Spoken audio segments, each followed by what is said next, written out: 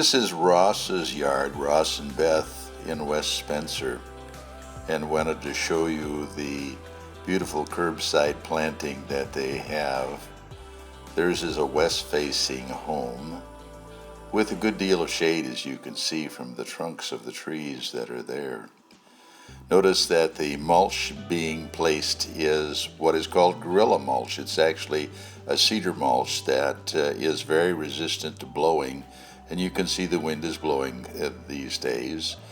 Notice behind the trunk of the tree you'll see some iris that have bloomed earlier in the spring, and then coral bells toward the front, with the three little hostas toward the back with other green hostas and other iris. So the number of plants that are here are relatively limited, but do a nice job. As we pan up, we can see where we're moving out of the planting area into the grassy area.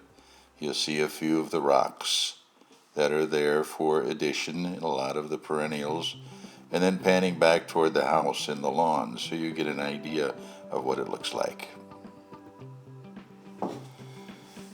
Notice the pretty container on the walk up to their house, and you'll see these lovely perennials that are there.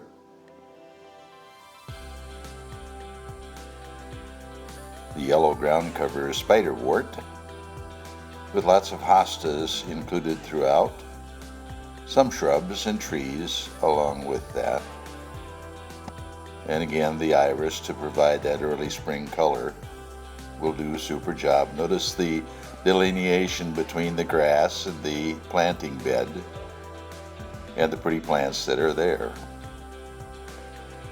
Cool planting, a welcoming sight.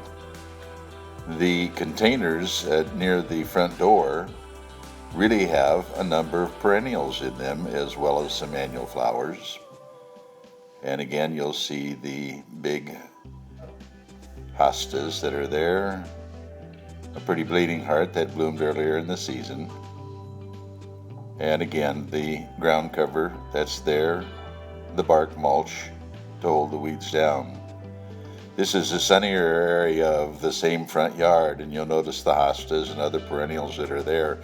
The neat thing about these perennials is they can be divided during the course of the season, so if you're just starting off with a few, you will get many, many more as you divide and move them about your yard.